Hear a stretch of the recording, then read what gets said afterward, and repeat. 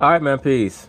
So, in one of the more publicized portions of LeBron James' new show, The Shop, which debuted on HBO last week, there was a portion in their conversation, their quote unquote cipher, where LeBron James started to delve into his views on the racial disparity in regards to how he would be perceived if he were to utilize a certain tactic when asked to sign an autograph for a fan or take a photo with a fan, as opposed to how a very prominent Caucasian athlete would be received by the media if he were to turn a fan down for a photograph or an autograph.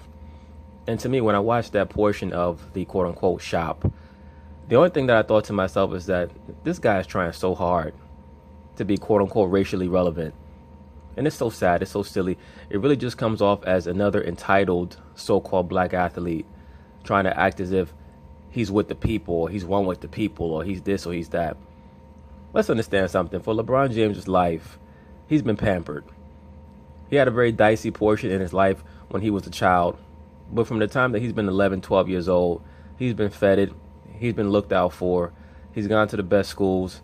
He knew that he was going to be the number one draft pick in the NBA draft at 17 years old. His life has not been that rough. So for him to try to act as if all of a sudden he's going to be this racial savior for so-called black people, it just seems to me like more corporate branding.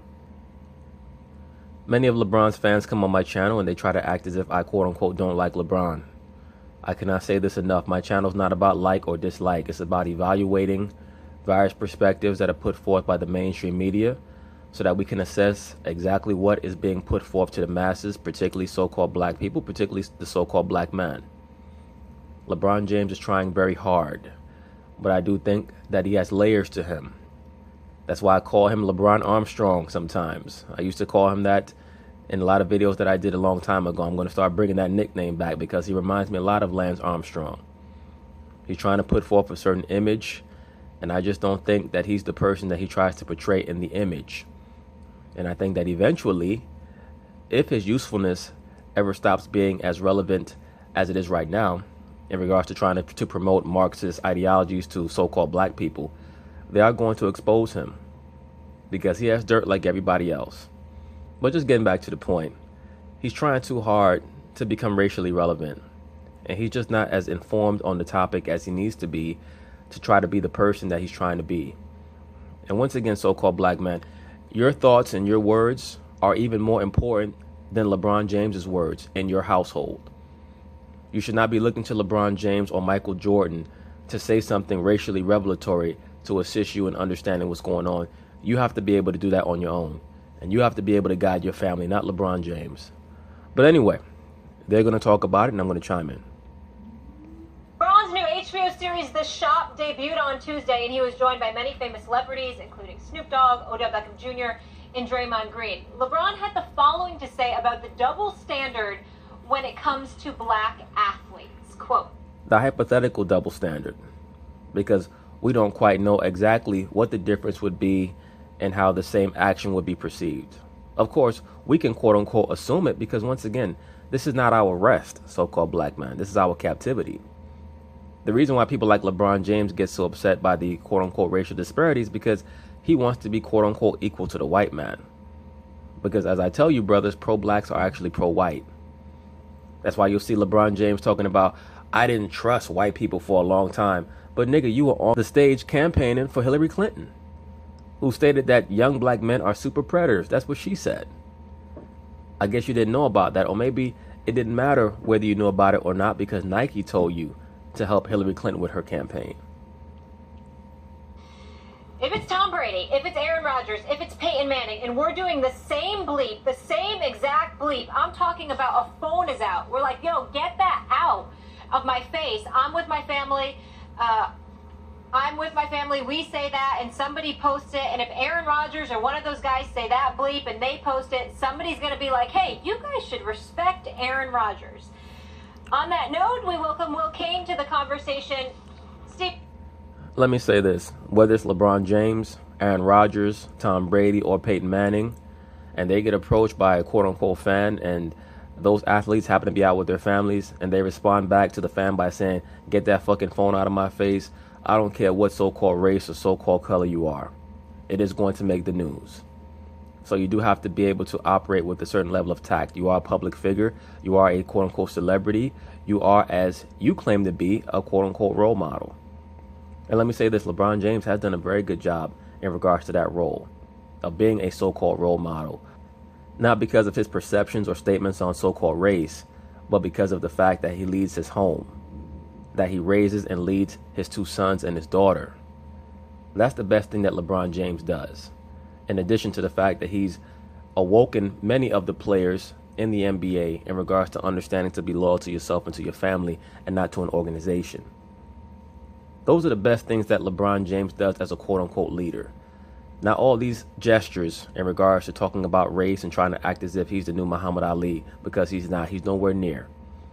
It's truly an insult to compare LeBron James to Muhammad Ali because he does not have the wit or the intellect that Ali had in regards to speaking on race, nor the courage. Because as Stephen A. Smith said so well in that last episode where he was speaking about LeBron James and many of these other athletes, they don't take any controversial stances. All their stances are the same stances that are pushed by the liberal media, meaning quote-unquote equality, feminism, gay rights, all that nonsense. That's what they promote. Is he right about what he's saying, the double standard, LeBron? Well, of course he is. It's always been the case, and I think that the thing that makes it so much more poignant when it comes to LeBron James is that what excuse could you possibly have as a sports fan to hold something like that against him? Easy. It's inaccurate. How could he go on television and state that there's definitely going to be a double standard if I say get that fucking camera out my face as opposed to other athletes? Just the fact that you would use that poor of an example shows that you don't really have the self-awareness to grasp that in the position that you're in as a modern-day Mount Rushmore athlete, over the past 20 years, LeBron James is a Mount Rushmore athlete. They're going to hold you to a very high standard. And I guarantee you, if Tom Brady had cursed out a fan who wanted to take a photo with him, it would be all over ESPN. Because they talk about Tom Brady almost as much as they talk about LeBron James. And as we all know, Tom Brady is a so-called Caucasian. Subject him to the kind of things that he described. He is not only the greatest. Let me also say this. Aaron Rodgers over the last couple of years has been all over the mainstream liberal sports media due to the issues or the perceived issues that he has with his family. Peyton Manning was all over the news for steroid allegations. When has LeBron James ever been ran through the ringer for steroid allegations like Peyton Manning was? And LeBron James's name was on the biogenesis ledger. In the world, not only somebody who never cheats you, he shows up to an arena every night and gives you what he's got. He's a 3-time champion. He's been in 9 NBA finals. We know what he brings to the table, etc., etc. But he's an incredible role model. He's a contributor to the community. He's very philanthropic and charitable with his time, his effort, his energy. He's socially conscious as well. Yet he gets a home in LA and there's racial epithets sprayed on his gate. Yes, allegedly. Still, well over a year later, we have yet to see any footage to verify that there was actually a quote-unquote racial epithet sprayed on his gate. It's amazing to me that LeBron James lives in a high-end neighborhood in Los Angeles, and there's no surveillance footage of this person, this magical mystery person, who supposedly sprayed the word nigger on his front gate. Why is that, Stephen A. Smith? Maybe it's because that was part of a publicity stunt led by LeBron James and a lot of the Marxist sponsors that he has, his corporate backers, to help promote him as the modern-day Muhammad Ali, which is what they've been trying to do for the last 2 years or so. Ever since LeBron James saw what Colin Kaepernick has been doing and how much attention he's been getting, he said, wow, this could work for me. I could possibly use this to eclipse Michael Jordan and make my name a global brand. Associate me with greatness on the basketball court and also social relevance off the court. It's a great business move for LeBron James to try to create this atmosphere around him as a quote-unquote Malcolm X basketball figure. That's why I call him LeBron X. And that's why I stated that he dressed up in the Malcolm X costume for the opening of his quote-unquote school, a.k.a. his tax write-off, his quote-unquote Ponzi scheme, allegedly. And for those of you brothers who are paying close attention, in the lower left-hand corner of the screen where they have the image of LeBron James, they have his left hand in the form of the Manu Cornuto. A lot of this shit is a big charade. These TV shows and these talking points, they know what LeBron James is really about behind the scenes. They know that these top-level athletes, they worship Baal, they're Luciferians, and they're well embedded in the craft. What kind of justification is that? It's a rhetorical question, because I certainly know that Max and Will and many folks in white America would never condone the kind of things that he's been subjected to. But I throw that point out to point out that you're... Once again, I have yet to see any footage verifying that actually was done to his front gate. And certain pro-blackity black brothers got upset with me when I stated this. Many of the larger scale so-called racial situations that occurred back in the 1950s were actually staged by the Marxists/communists to bring a certain level of sympathy to the civil rights cause. Of course, were there real lynchings and real racial situations where brothers got killed or shot down or hung? Absolutely.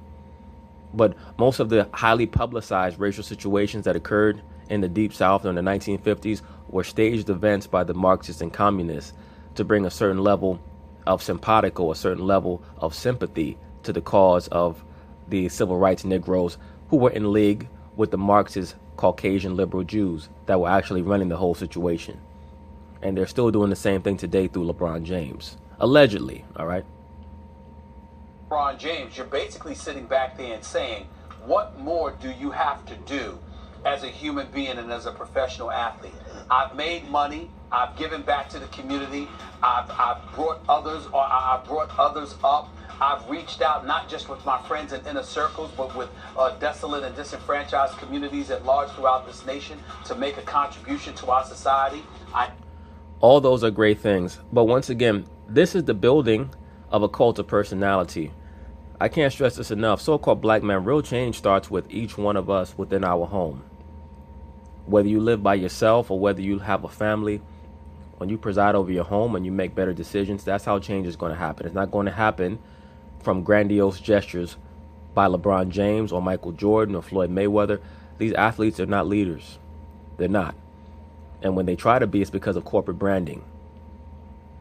Get in trouble. I don't get arrested. I don't conduct myself with anything less than extreme professionalism. And I am a global iconic brand. And so I say all of that. That's the most relevant portion of your soliloquy, Stephen A. Smith. Say that I would point this question to Will and to Max in all fairness. And I'll give you the incentive behind me asking you both this question, and then I'll do a red thing, and I'll step back here and allow you both to have it. I remember Chris Rock years ago told me that he was once asked to host a town hall about, racism in America, etc., etc. And Chris Rock said he was absolutely positively not interested unless the audience was white. Of course, because Chris Rock is another so-called fake pro-blackity black who's actually pro-white. He's infatuated with why the so-called white man does not like him. Why would he want to get into a town hall meeting with all so-called black people? There's no fun in that. He wants to be able to antagonize the so-called white man because he cares about the so-called white man so much. Why is that? Because behind closed doors, the so-called white man, particularly the so-called white liberal Jew, is who he's bending over for, allegedly. Chris Rock is another Saturnian, another Luciferian. But that's another video for another day. But all these prominent participants in the entertainment industry, they're all Saturnians. Chris Rock is not really concerned about so-called race relations. He's a minstrel. He's a jester. His job is to make fun of, or really to monetize, a lot of the dysfunction in this society. That's why he talks about race so much. Because that's how he keeps his act going, his jokes going. The panelist was white. He is sick and tired of sitting amongst his own, meaning black folks in America, complaining about the same old, same old. I'm sick of it as well. That's why we need to stop complaining and we need to start conversing. Once again, brothers, I say this over and over and over again. Change starts with you. It's not going to start with the so-called white man. A lot of our people love to come on the internet and talk a lot of this fake revolutionary shit. First off, for you to be a real revolutionary, you have to have a point-by-point process in which things are going to come to fruition. The so-called black man no longer really effectively knows how to lead because, number one, There's no trust in his decisions because he's being raised in a matriarchal background. The average so-called black woman is a Luciferian, i.e. a liberal black woman. She really only wants to use the so-called black man as a drone and as an inseminator. Once she's been inseminated, she wants to send the so-called black man on his way, force him out. Like a praying mantis. Praying mantis engages in intercourse and then the female eats the male.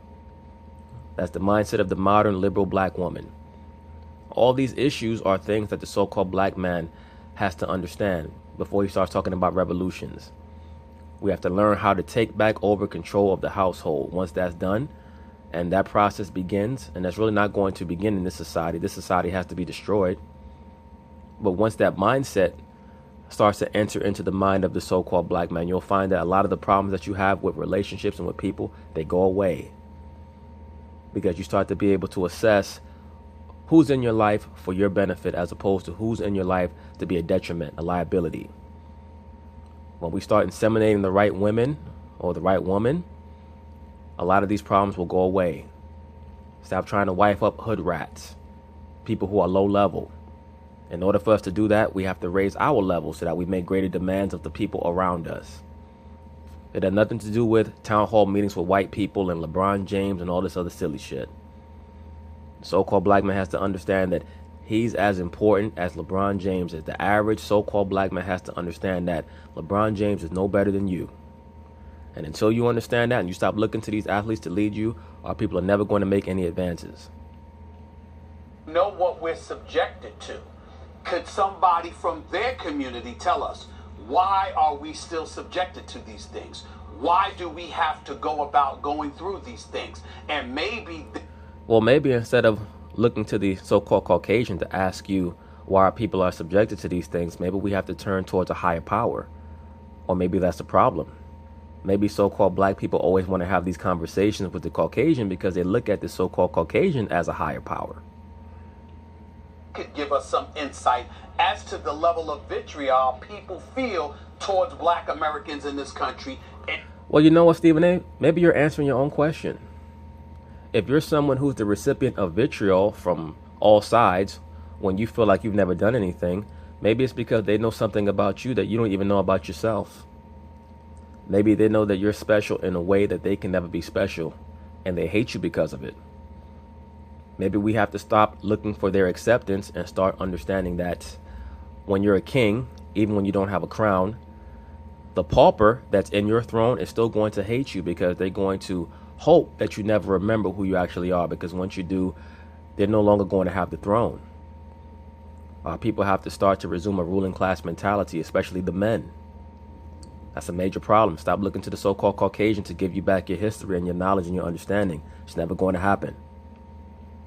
Why? And get the explanation from them. So I'm going to do a favor to the Chris Rocks of the world everywhere in the black community, and I'm going to ask my buddies, both Max and Will, to sit here amongst yourselves as white guys in America and try to give us an explanation as to why LeBron James has validity to the kind of things that he's saying, and why do black folks have to go through some of the things that we're going through. Now, did you see what Stephen A. Smith just did there to Will Cain and Max Kellerman? He put the onus on them to agree with LeBron James. He presumed that they would both agree with LeBron James. Now, what if they don't agree with LeBron James? Now, suddenly they look quote-unquote racist. And that will allow Stephen A. Smith to do what liberal blacks and boule blacks and pro-blacks love to do so much, which is go back and forth with the white man in this toxic rapport. As opposed to our people saying to ourselves, you know what? Maybe we have to clear our heads. Whenever somebody needs to become a better person, what do? They go to rehabilitation. They go somewhere where they can be by themselves. They don't still try to be confederate with the people that they claim are trying to hold them down. In what dynamic is it okay for you to try to work with people that are trying to hold you down? If you're a prostitute and you're trying to get out of that lifestyle, you have to get away from the pimp. You don't go to the pimp and say, why do you keep pimping me? That's what he does. He's a pimp. Why is it that so-called black people continue to try to look for answers to their problems from the Caucasian man if supposedly the Caucasian is the one oppressing you? That makes no sense, sir. Chris Rock, what that triggers in my mind, Stephen A., is what Chris Rock said about black people have made so much progress. Boy, black people have made so much progress. He goes, no. White people have made the progress because you started treating us better, right? Let me say this very quickly, and I'm probably going to lose a lot of pro-blackity blacks to come on my channel with this. Actually, the Caucasian has not progressed in his treatment of so-called black people. They've actually lost power. The peak of the Caucasians' power was in the mid-1800s. That's what you call the age of imperialism. That's when they had full control over all the other darker people of the earth. Since World War I, which is about where they reached their absolute peak, they've started to lose power incrementally because the other races have become empowered incrementally because of their dealings with the international bankers. So the international bankers, who are comprised mostly of so-called Jews, almost exclusively of so-called Jews, to make more money, they have empowered the other darker races, particularly the so-called Asian. And they've allowed the so-called Arab to attain a certain level of power because of the natural resources in that land, particularly the oil. But the Caucasian, just to get back to my point, has actually lost power, or what Max Kellerman calls has started to treat people better, because they've lost a lot of the rulership power that they've had over the last 60 or 70 years. That's why all of a sudden they want to be a so-called black man's friend. They say, hey, we're all in this together. No, we're not. You're just white trash, and you understand that there are higher level Caucasians that have their boot on your neck as well. So, no, I disagree with that. The Caucasian has not started to treat our people better. It's just that they've lost power. That's where racial progress comes from, because it's one group that has disenfranchised the other, brutalized the other, has kept the other down, has created an equality. Well, that's part of the slave narrative. The slave narrative and the white man's burden mentality, which Max Kellerman thoroughly embraces, is that us white people, we've swung the hammer too hard on the other races, especially the so-called black man. Because we're so great, we've been in authority and in power all the way from antiquity. We were the ancient Egyptians, we were the ancient Greeks, we were the ancient Romans, and we've had power all the way through the Middle Ages. We've just brought light to the world, and we've been too hard on you Negroes. So we apologize. That's part of the super liberal mindset. That's why I state when you deal with the liberal Caucasian, they try to act like they're your friend. They're more like a bully who feels guilty. And that's why they try to push that guilt dynamic on a lot of lower level Caucasians or lower level thinking Caucasians. They want to push that quote unquote white guilt mentality. But still there's enormous resistance on the one side to correcting the inequality. That racial injustice, even social interaction, still exists is beyond doubt. I've lived in America for 45 years. It's obvious. Yes, it's known as rulership. And let me say this also, and I'm probably going to lose a lot of people with this as well, especially a lot of the so-called pro-blackity blacks. They're very fond of using that term white supremacy. What we live in today is not a system of white supremacy. What we live in is a system of white rulership. And that's what a lot of our people don't get. I'm going to say it again. This is not white supremacy. This is white rulership. Now, white supremacy is when they go back in time and they try to make themselves everybody in history. That's white supremacy.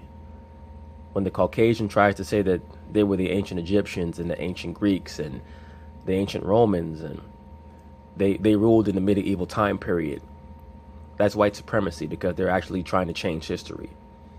What we're living in now is rulership. They're in their rulership. They're supposed to prefer their own. They're not supposed to prefer you. They're not supposed to make you equal. Power's taken, it's not given. Once again, when the so-called black man reclaims his ruling class mentality, he's going to stop looking for equality. He's going to start looking for rulership. But first, we have to be fit to rule. To which it affects interactions may be unknowable. But I will say this, Will, and then I'm sure you and I could chop it up. We don't have to hold forth for too long here because there are things to get into. But what I have noticed about what LeBron said, specifically what he said, the way he may be treated differently than a famous white athlete, is there does seem to be a difference in terms of the burden of proof here. Well, that's the point. There is a burden of proof there because LeBron James has to establish precedent for his statements. He has to understand that he's a top level athlete. He's a worldwide famous figure. So for him to say, well, I'd be treated differently from Tom Brady, or I'd be treated differently from this person and that person, let's understand something. LeBron James has been treated with kid gloves by the media, especially since he's gone back to Cleveland. They hesitate to say anything bad about this man. So for him to get on TV and claim that he's a recipient of this double standard and that double standard, to me, all that reeks up is more corporate brand building, more race talk, more circular race talk that goes nowhere. Because I have to make the average so-called black man and woman in America understand that I'm their new leader. No, sir, you're not qualified to lead me anywhere, ever in life. You're a great basketball player. You're a great entertainer. Leave it at that. An African-American athlete, the burden of proof seems to be such that he has to show, or she must show, that he or she is one of the good ones. The European-American athlete has to show that they're one of the bad ones. There are different assumptions brought to the table, a different burden of proof. Well, you know what? The only way to erase that dynamic is our people need the restoration of their culture. We need our own land, our own government, our own educational system. We need our own armies, things of that nature. That's what we need. That's what we need to be building towards, at least in regards to the mentality, because it starts in the mind first. Once again, that's not going to happen in this kingdom, because this kingdom has to fall, pursuant to Daniel, the 7th chapter, and other scriptures all throughout the Bible. But that's a whole other topic. That's a whole other video for another day. The point being is that the so-called black man has to start to prep his mind and his spirit, what's known as rehearsing the righteous acts. You have to start thinking on a higher level so that we can start performing on a higher level. And one thing that I'll say about LeBron James, he does have a ruling class mentality. The problem with him, though, is that he's a pawn to his corporate sponsors. In terms of what LeBron was saying, I agree with that. Yeah. Okay, hold on. First of all, Stephen A., I don't want you to sit back. I mean, I know you want to have a conversation, and I want to be a part of that conversation, but it's a... You see that? What Will Kane sniffed out is that Stephen A. Smith is trying to put him and Max Kellerman on the griddle, and he's trying to force them to agree with LeBron James. Will Kane sniffed that out. I want y'all two to go. Okay. I just want y'all to go. That's all. Hold on, I want to answer your question, but first, I can't... Here's the thing. We got to talk about what LeBron said to get to the global question that you asked, right? And here's the thing. Are African-American athletes, are black athletes treated differently than white athletes? There is zero doubt. There is very little room for debate that the answer to that question is yes. However, I do not think the example that LeBron James gives you as an illustration of that is a good one. I agree with you, sir. I thought that it was a terrible example, but that really was him trying to convey that he could speak a certain way in quote-unquote black colloquialisms. Yeah, if I say get that camera the fuck out my face, and if Tom Brady say get that camera the fuck out my face, like, that's why I say that he's not really built to be who he's trying to be. He's not built for that. He's too concerned with trying to prove to so-called black people that, you know, yeah, I'm a nigga from around the way just like you, son. You know, I could talk like you in the barbershop, son. That's not going to get you taken seriously. But you know what? I don't think that he's truly trying to be taken seriously on a serious level. I think he's trying to be taken seriously by his constituency, that being Twitter Negroes, liberal Negroes. He wants to be taken seriously there. He wants them to walk up to him and pat him on the back and say, you did a great job. You kept it real, son. But when it comes to him actually being able to engage on racial topics with Caucasians and media pundits, he has no intention of doing that. That's why I stated that if he was really serious, he would have went on Laura Ingram's show and debated her. I had a couple of the pro-blackity blacks come on my channel and say, well, why would he do that? Why would he give her show ratings? Well, if he's trying to be the new Muhammad Ali, that's what Muhammad Ali would have done. Muhammad Ali would have went on her show and he would have stated, this is why I say what I say. Here's what I have to substantiate and back it up. Ali went on everybody's show in the mid-60s to the late 70s. Everybody's show.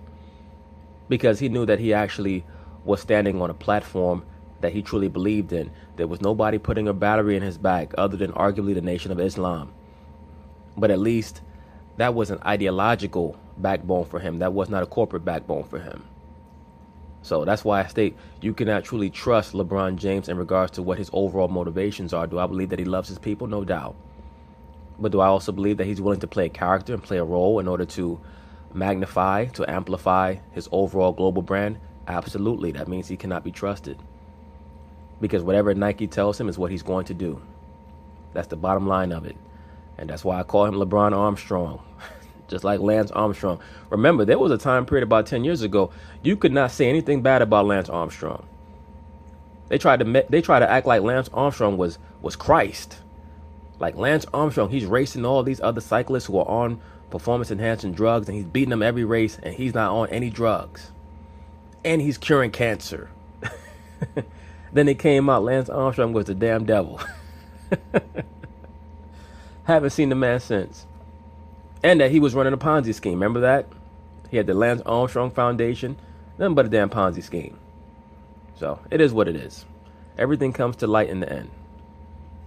I think LeBron James encountering somebody who wants to take a picture of him, and even in the language that LeBron used, get that blanking phone out of my face, is a good example. You see, for that matter, I don't think Aaron Rodgers and Tom Brady are good examples. Because I think if any of those athletes, Tom Brady, Peyton Manning, Aaron Rodgers, or LeBron James, acted the way that LeBron James described in the situation he laid out for us, they would all be judged harshly and criticized. Absolutely. I completely agree with that. Because there's precedent for all those athletes being harshly criticized on ESPN or Fox Sports 1 in the past. No, it's not. Yeah. No, it's not. Because within 3 days on this show, we've talked about how bad it was for Tom Brady to hang up on a radio show. We would do it with a white athlete. But hold on now. I don't want you to hear that and say, there's Will rejecting the idea that we treat black and white athletes differently. I'm not. I just think this athlete and this situation and this example are poor. And Stephen A., one time you and I were on your radio show, and we talked about something like this, and I told you, if you see race in everything, it undercuts instances where it's obviously true. I completely agree with that. And let me say this, brothers. When you're always trying to pick a fight with someone over every little thing, it quickly becomes apparent that your issue is not with the topic that you're trying to argue about. Your issue is with the person themselves. If you're in a relationship with a female and she's always trying to pick a fight with you, it's very obvious that the problem that she has is not with the topic at hand, it's with you. So when you're always trying to go back and forth with the so-called Caucasian over every little thing, what is very apparent, what's very obvious, is that you have an issue with the Caucasian. You don't necessarily have an issue with this instance or that instance. You have an issue with them. That's why I say the level of toxicity between so-called blacks and so-called Caucasians in this society is so bad that it's very clear that our people need to spend more time concentrating on themselves. And if your intention is that we have to change these laws and change these rules because they're unfair and they're unjust to so-called black people, then we have to strategize on how to do that properly. It's not going to happen by screaming and carrying on and having the lower levels of our community, so-called community, lead these protests. Because no disrespect, a lot of liberal black women and reform thugs, they're not really going to be the people who are at the avant-garde of so-called black change. I mean, every once in a while you have a stellar character like a Malcolm X who's able to reform his life, but he always had those gifts. For the most part, the people who are projected as being leaders of the so-called black community, they're intellectually inept. And for the most part have been compromised by corporations, whether it's the so-called Black Lives Matter movement, really the Black Lesbians Matter movement, or Jesse Jackson or Al Sharpton, or what have you. All right, so we have to build from the grassroots. If you're truly concerned with changing things politically, we have to start raising certain children to engraft themselves into the political sphere so that they can pass certain legislation and understand that they represent the wants and needs of their so-called community. But that only starts when we start to work on ourselves and we start to change the culture. That means the eradication of anything that is deleterious to our community. That means gangs. That means the promotion of alternative lifestyles. That means liberal black women. That means dysfunctional, weak-minded, so-called black men. A lot of these brothers, they have to learn how to be leaders. It does not mean that you have to be able to lead a whole group, but first you got to be able to lead yourself. These are things that we have to work on before we start talking about the so-called Caucasian. Of course, there are going to be issues that we have to make known that we're not going to tolerate. But our people always want to make the Caucasian the focus of our ire. And that's really not going to be profitable. think that LeBron's example is a good one of how race perceives or dictates how we perceive these athletes. Well, I don't disagree with that, but what I'm saying to you is, hold on, Max. I think it's important, Will, that you recognize that sometimes you and I are in the communication business. We get paid to communicate. Right. And it's not to sit there and undermine the intelligence of the brilliant LeBron James or anything like that. But LeBron James is not brilliant unless you're talking about his ability to utilize certain sentiments to create an atmosphere around himself or to create a cult of personality around himself. To me, brilliance is when a person can sit down and speak on a myriad of topics, or at the very least one topic, with a level of expertise. Now, LeBron could do that in regards to basketball, but he cannot do that in regards to race or in regards to any societal issue. He just can't do it. And he's trying to cast himself as that person.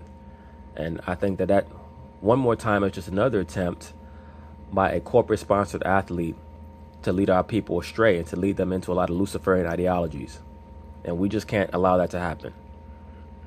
I think sometimes when we parse words and we pick apart what somebody says, and because they don't enunciate or articulate their positions with a degree of clarity that us and others might do so, we use that to try and feign as if we don't completely comprehend what their point is and where they're coming from.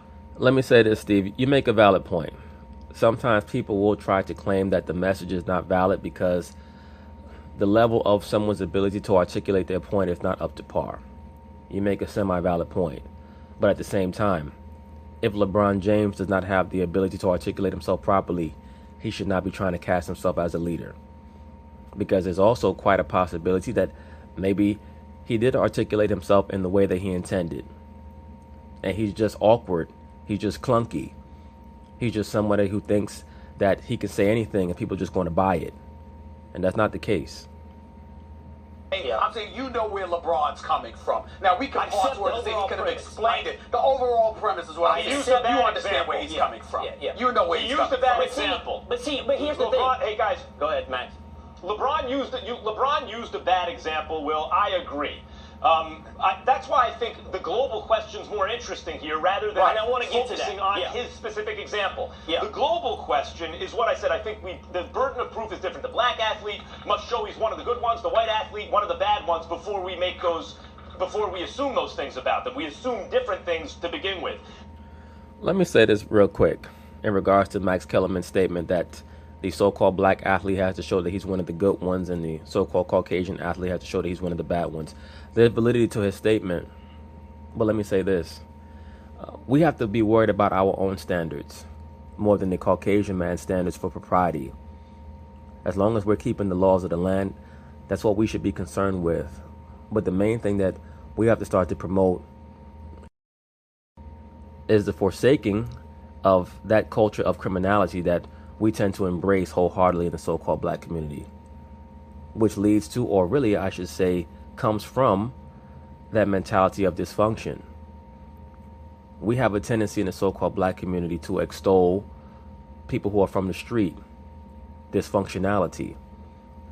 Supposedly, they're the ones who are quote-unquote keeping it real, as opposed to the higher level intellects in our community. And we have a high amount of higher level intellects in the so-called black community, but oftentimes they're rendered obsolete, they're rendered inert, because when they speak, supposedly, it's because they don't know what the hood feels. Look, there's no disrespect to the so-called hood, but the so-called hood is not a functional construct. It's not something that we can afford to perpetuate for much longer. We never should have tolerated it in the first place. And really that whole mentality, that hood mentality, that has to go. Our people have to start to extol functionality.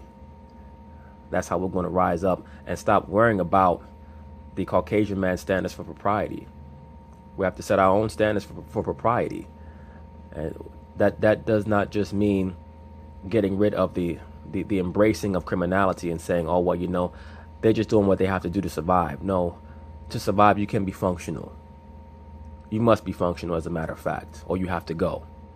And that takes me to my next point. A lot of these niggas got to go. All right? A lot of our people, they either have to be reformed or removed. Because when you have a cancerous tumor, the cancer has to be removed or it's going to spread to the entire body. But, you know, that's a hard decision, but kings have to be able to make hard decisions. I'll probably be covering that sentiment in another video later on down the line. If the question is, the global question from you, Stephen A., is along the Chris Rock lines, what can white people do to continue with the cause of racial progress and social justice? Well, white people really can't do shit because at the end of the day, you guys in your rulership. The so-called black man has to be thinking, what must I do to attain a certain level of rulership and autonomy without having it have to be linked to the Caucasian rulership? That's where brothers' mind should be at.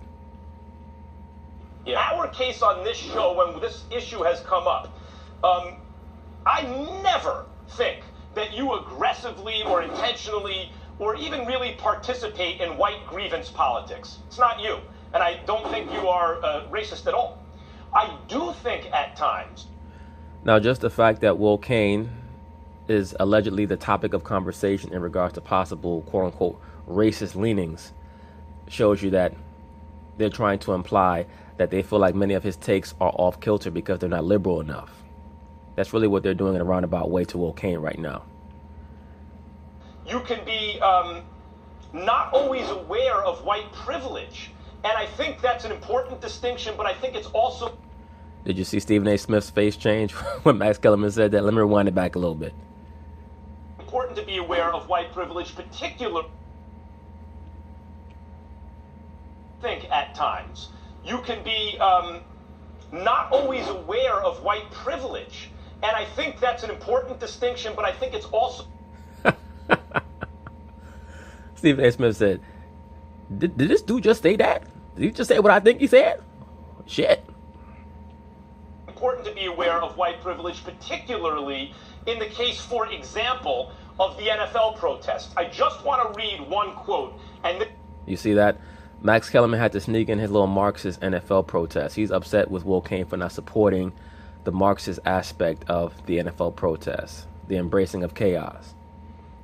Will Cain is pretty much caught up, and he allowed himself to fall victim to being cast as the resident quote-unquote racist Caucasian male to subscribe to the quote-unquote white guilt dynamic by saying, I know you're going to say, here's Will, not wanting to be sympathetic or compassionate or, not understanding. You're not even supposed to be worried about that. To be quite frank, you and your rulership, you should be enjoying it. It's up to our people to figure out how to regain the rulership. And once again, I know that I'm going to lose a lot of so-called pro-blacks with this because a lot of so-called pro-blacks, they have so much invested in the constant back and forth with the Caucasian. Like they live for it. And, if the conversation were to turn to another direction, as opposed to always focusing on this silly conversation that they want to have with the Caucasian, they'll lose their mind because, to be quite frank with you, most of them don't have much mind. Describes how I feel about it. This is from Martin Luther King. I must confess that... Once again, the super liberal Caucasian, the Caucasian in general, but particularly the super liberal Caucasian, will always refer to Martin Luther King as a control mechanism over so-called black people and as a guilt tactic over Caucasians. That's why I tell a lot of you brothers, Martin Luther King was a Luciferian pawn. That's all he was. And he figured it out at the end, but by then it was too late. Let me rewind this back a little bit. Past few years, I've been gravely... of the NFL protests. I just want to read one quote, and this describes how I feel about it. This is from Martin Luther King. I must confess that over the past few years, I've been gravely disappointed with the white moderate. I have almost reached the regrettable conclusion, that the Negro's great stumbling block in his stride toward freedom is not the white citizen's counselor or the Ku Klux Klaner, but the white moderate who is more devoted to order than to justice, who prefers a negative peace, which is the absence of tension, to a positive peace, which is the presence of justice. Now, brothers, why did Martin Luther King make that statement? Because that was a tactic that was taught to him by his super liberal Caucasian Jew backers to try to push that white guilt dynamic from back then.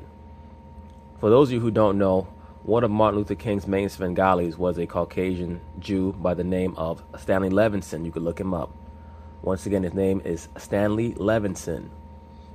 He was Martin Luther King's guru, his Svengali, or at least one of his gurus, who instructed Martin Luther King on a lot of the Hegelian dialectic tactics that Martin Luther King would use so well during his time period as a quote-unquote civil rights leader. Really just a Marxist trying to get others to embrace Marxism.